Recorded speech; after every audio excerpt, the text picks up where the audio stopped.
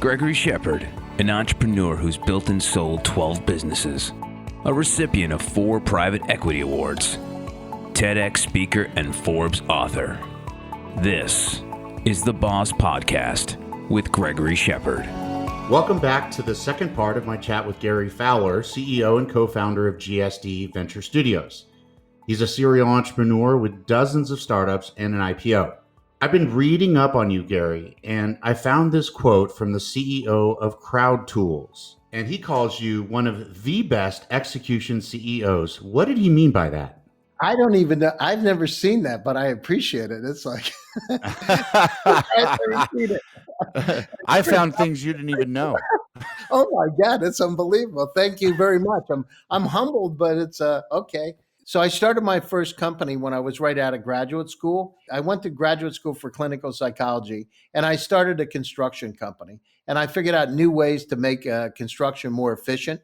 And I was really lucky because I bought the right kind of lots. I found the right kind of partner, and I designed the houses too, up to 8,000 square feet. So what happened is I learned how to execute because, you can't go down through and build a house if you don't have the footer in. You can't build the block wall, the foundation. You can't put in close the walls up if you didn't put the cable in the wall or you didn't put in the telephone. So there was a lot of electrical properly. So yeah. I learned how to stage to get stuff done, and it's a project, right? So you got to do this in order to do this. And so, oh my God, I do this all the time. I use building a house as a comparison for people, overbuilding a house or underbuilding a house, or doing it in the wrong order, or halfway through a project saying, you know what, I want a double sliding glass door right here, and them having to go back through and change the engineering and all that when you're looking at product design. So I find it fascinating that you use the same example. It seems to work really well for people. Exactly. And then, there's this book, this guy, John Cale, wrote a book, and the book is Innovation Nation. And he talks about knowledge as an upside down pyramid. So that knowledge that, we just talked about of building a house, well, that helps you in building a company because you learn what steps you need to take in order to make it successful. So once I learned how to do project management, then you understand how to build a company, right? Because a company, okay, I need to have sales. I need to have this infrastructure set up. I need to have the right kind of lawyers. I need to have the right CPAs. I need to have all these things done. And I need to make sure the customers really want to buy the product, right? Or is it just BS, or is it something real? And once I found that, it's really a 360-degree view. A lot of it's sequential and some of it's in parallel. So you can actually, go down through and look for insurances, go out and find investors. You can do many things in parallel, but the steps of building a company with a strong foundation is sequential. You've racked up 16 startups in your career. 2 unicorns. This is just epic success. If you could name 3 things that help you succeed for entrepreneurs that are out there getting started, and 3 things that you think make it so that entrepreneurs fail, what would be those 3 things? There's 3 components I believe are critically important today. You need to have intergenerational teams. So it's not just the smart young people. It's also having people that have experience, contacts, trust, and ideas to be able to help you out. So you need that. That's one pillar. The second pillar is I strongly believe in multicultural diversity because I want to have different ideas. I want to have different viewpoints. We're not always right. And I want to make sure that we have multicultural diversity in the team. And then today, it's decentralization is really important. Having teams spread out. For instance, if I want to build an incredible AI tool, I find developers in places like Ukraine, Russia, Eastern Europe, Belarus that have deep expertise in that particular area.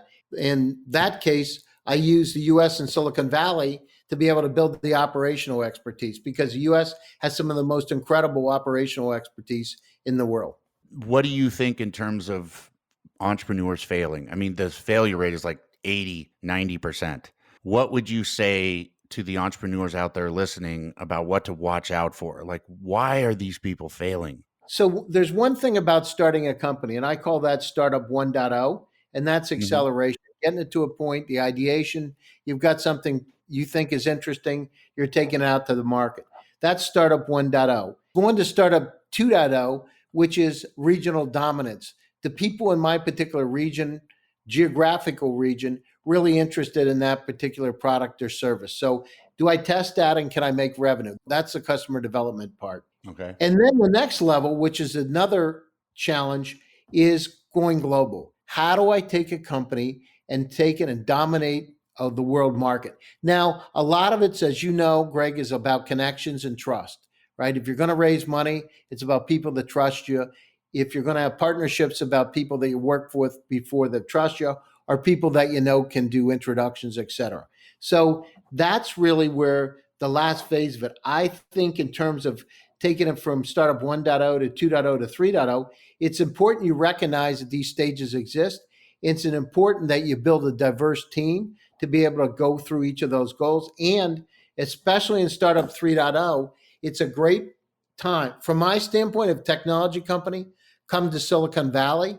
Silicon Valley is a great place. It's a port to the rest of the world. And I'd say keep an open mind. I had one entrepreneur say to me, I'm the CEO of my company. It's my company. I'm not going to make any changes to the company. Well, that person went out of business, right? Every time. Every time. And the thing is, you got to understand, listen, we all have different skill sets. I like to launch companies. I like to get them to a certain level, but I want to bring people that are smarter than me in different areas to be able to run the companies, to be able to take I agree. We do that too. Subject matter expertise is extremely, and vertical subject matter expertise is extremely important to success. I 100% agree with you. I mean, that's it. It's like, this isn't rocket scientist, but the reason 90% of the entrepreneurs fail is because they don't go down through and follow the model.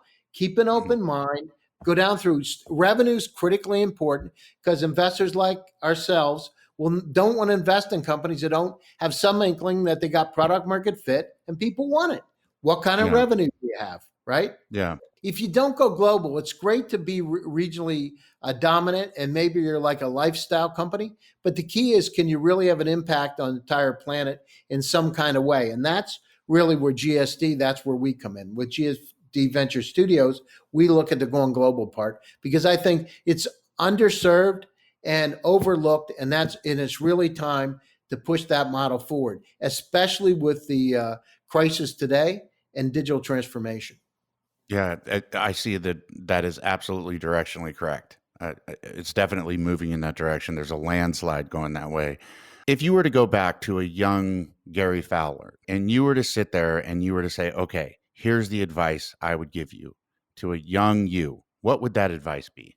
I would go back. My first startup was extremely successful. The construction tech company was successful, but I was a single founder of the company and I didn't have anybody except my college professor to bounce ideas off, a friend, a mentor. So what I would have done differently is I would have brought in other founders that had different opinions and I would have had them become part of my company. And I would have been more customer development oriented. The problem is if you don't do customer development, direct example, I built an 8,700 square foot house. I put dark blue carpeting in it. The house was a modular house. So I actually had part of it built in a factory that I designed and 6 boxes, set them on top of each other. Then I put some, additional space in the house.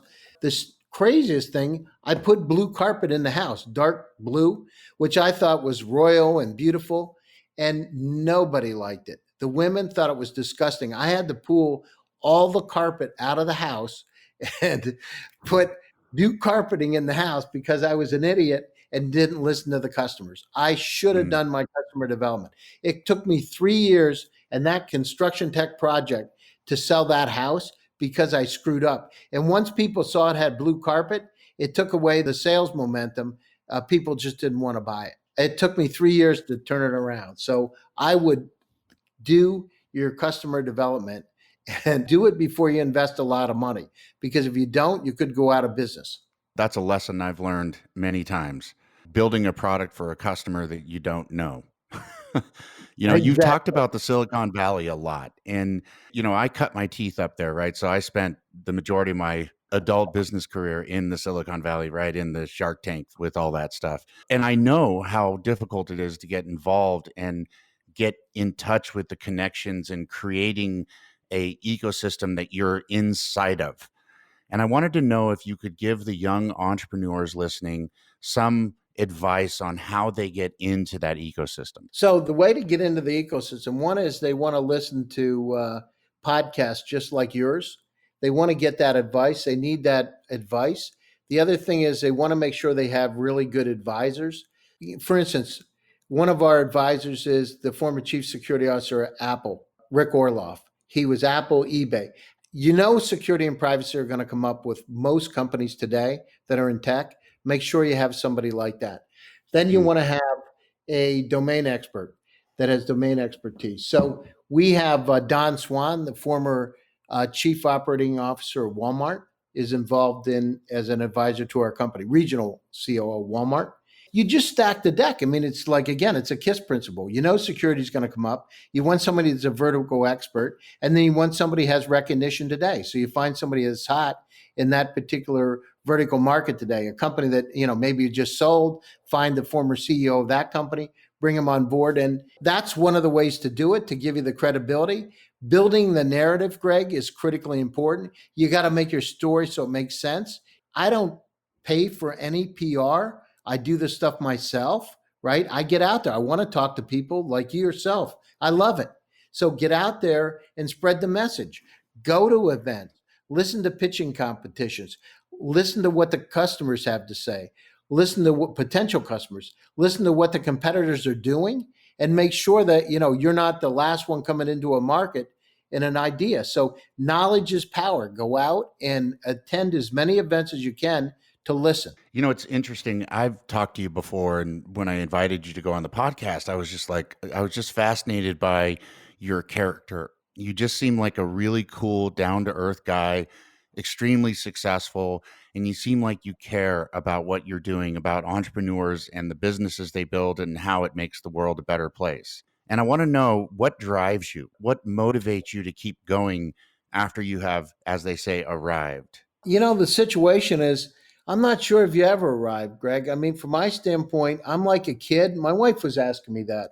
I'm curious. I like to find things out. It's like the journey hasn't stopped.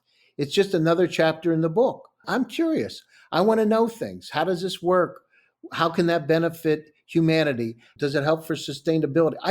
I'm curious, like yourself. You know, every day I wake up and it's like, you know, my eyes are open. I'm trying to figure something out that's interesting. And happiness is the most important thing. Yeah, I find that too. I always like to do things that make me happy. I find myself motivated to work when I'm doing things that I enjoy doing in the first place. I wanted to ask you too, you know, if there's entrepreneurs out there that are in the AI industry, how do they get a hold of you if they have a good business that they feel like is worthy of showing you?